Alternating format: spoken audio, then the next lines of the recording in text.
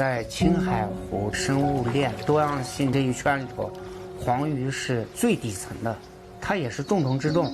要是黄鱼灭绝了，这几十万只水鸟，它不可能待在这地方，它肯定要飞走的，因为它没吃的了呀。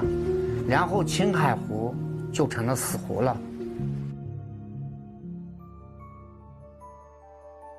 我是94年3月份就分到渔政管理局，就保护青海湖黄鱼。刚开始我94年上班的时候，那时候黄鱼还是比较多的，因为每年的6、7月黄鱼洄游产卵的时候，那个半河清水半河鱼的那个状态就能看到。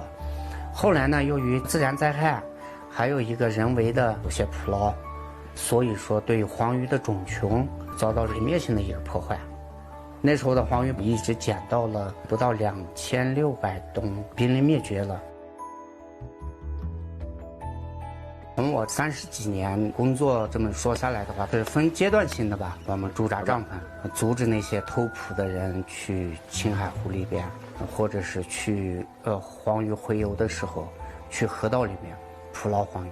每天都是正常的巡逻，为了防止黄鱼搁浅，死亡，就是防止自然灾害，对于黄鱼的迫害。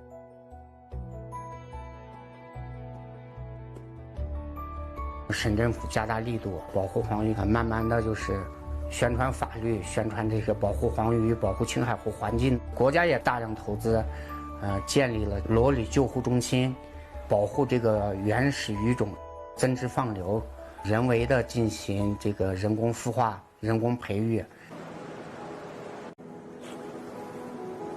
现在这些池子里呢，就是我们现在正处于第3个阶段的青海湖罗里的鱼苗。现在的话，我们已经建成了就是2个增殖试验站，2个咱们工厂化的恒温循化水车间，还再加上我们露天的池塘。现在我们中心的每年培育青海湖罗里这个1龄鱼种2000万尾的这个能力，现在为止已经累计向青海湖投放了咱们1龄鱼种将近2亿尾。通过这20多年的保护，随着罗里资源量的增长呢，青海湖的鸟类数量不断增加。据相关部门统计呢，到2022年的时候，青海湖的鸟类已经超过了60万只，它的种类呢也提高到了230多种。坚持我们老一辈的吃苦耐劳，充分发挥年轻的力量，保护青海湖环境生态，执行总书记的生态文明理念这个精神，他们就再接再厉。黄鱼游的越来越欢，越来越好，越来越多吧。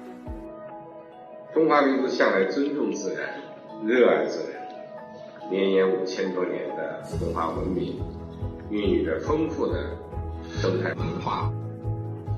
易经中说，观乎天文，以察时变；观乎人文，以化成风象。才成天地之道，不向天地之宜。老子中说，人法地，地法天，天法道，道法自然。